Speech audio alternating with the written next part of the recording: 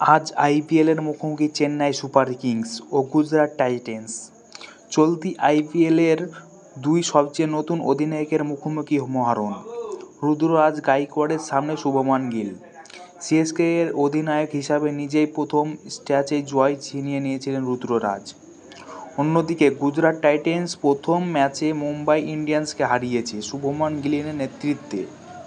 গতবার আইপিএল ফাইনালে মুখোমুখি হয়েছিল এই দুই দল, কিন্তু গতবার সিএসকের দায়িত্বে ছিলেন মহেন্দ্র সিং ধোনি ও গুজরাটের টাইটেন্স দায়িত্ব দিয়েছিলেন হার্দিক পান্ডিয়া।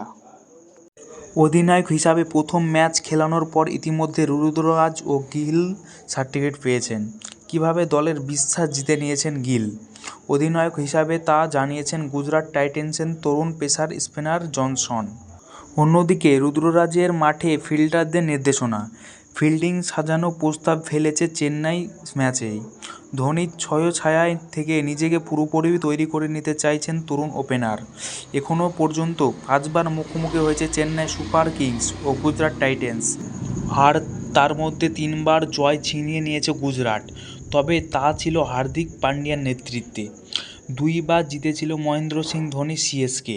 এবার কিন্তু দুই নতুন অধিনায়কের লড়াই। আজকের ম্যাচে চেন্নাই তাদের ইম্প্যাক্ট প্লেয়ার হিসাবে প্রথম ব্যাটিং করতে নামলে খেলাতে পারে মুস্তাফিজুর রহমানকে। শুরুতে শিবমান দুবেকে নামিয়ে পরে মুস্তাফিজুরকে ফিল্ডিংয়ের সময় খেলানো যেতে পারে। প্রথম যদি সিএসকে ফিল্ডিং হয় তবে ঠিক উল্টোটা হতে পারে। আবার গুজরাটের ক্ষেত্রে এই বিষয়টা হবে সুদর্শন ও মোহিত শর্মার ক্ষেত্রে। তবে দুটো দলই তাদের একাদশ বদলাবে না এটুকু বলাই যায়। সিএসকে শিবিরে ইতিমধ্যে যোগ দিয়েছেন মাথিসা পাথিরানা। শ্রীলঙ্কার এই পেসার অবশ্য হামস্ট্রিংয়ের চোট সরিয়ে তবে পুরোপুরি ফিট হয়ে মাঠে নামবেন তা বলা মুশকিল। সেক্ষেত্রে আগে ম্যাচের নায়ক মুস্তাফিজুর কিন্তু একাদশে জায়গা পাকা করে নিয়েছেন আপাতত। আমাদের এই ভিডিওটা ভালো লাগলে অবশ্যই শেয়ার, কমেন্ট, সাবস্ক্রাইব করে দিন।